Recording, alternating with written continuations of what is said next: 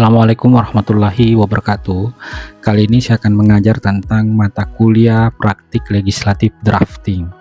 Jadi teman-teman sekalian, bahwa mata kuliah ini merupakan mata kuliah yang sangat penting karena ini bukan hanya berkaitan dengan naskah akademik, tapi mata kuliah ini berkaitan langsung dengan perancangan perundang-undangan sebagaimana yang sering dilakukan antara di DPR dan Presiden dan pemerintah daerah dengan DPRD.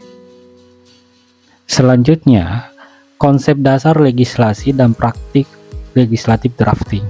Yang pertama, apa sih itu legislasi?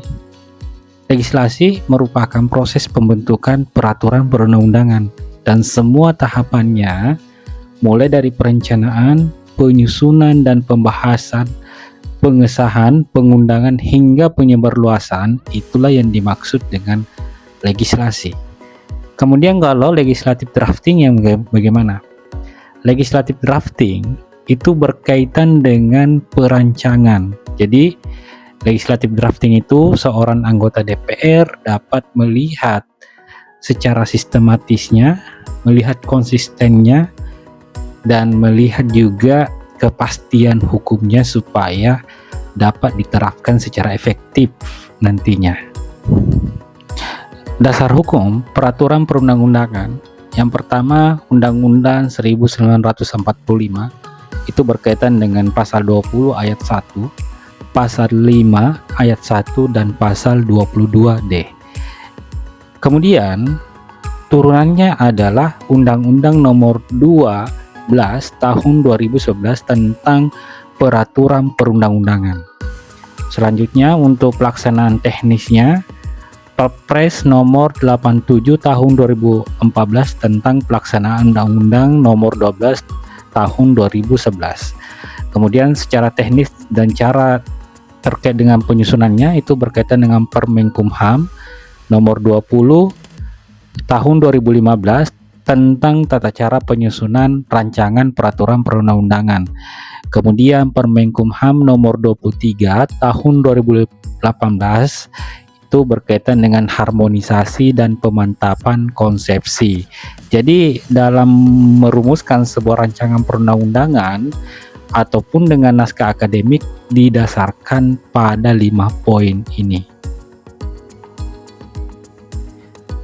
Tentunya dalam penyusunan naskah akademik, yang pertama harus memiliki metodologi dan struktur baku penyusunan naskah akademik, dan ini sudah menjadi konsep wajib dalam merancang sebuah naskah akademik dan rancangan undang-undang. Yang pertama, metodologi. Metodologi itu yang pertama harus ada identifikasi masalah.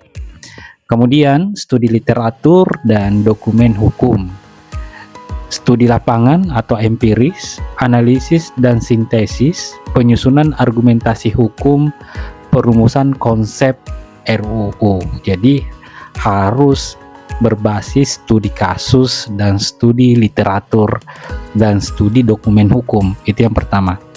Kenapa? Karena yang dikhawatirkan adalah jangan sampai terjadi pertentangan antara secara horizontal ataupun secara vertikal.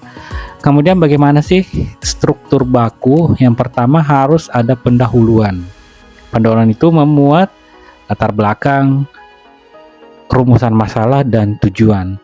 Kemudian harus didasarkan juga pada kajian teoritis dan praktik empiris serta evaluasi dan analisis peraturan perundang-undangan yang berlaku. Jadi ketika terjadi perubahan atau tidak langsung harus ada perubahan, harus ada secara empiris, secara dokumen, dan secara teori.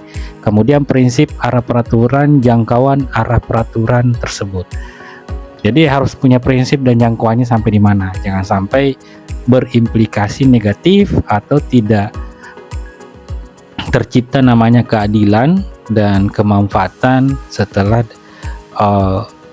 undang-undang tersebut atau rancangan undang-undang tersebut ditetapkan dan sampai diundangkan. Mungkin cukup sekian. Wassalamualaikum warahmatullahi wabarakatuh.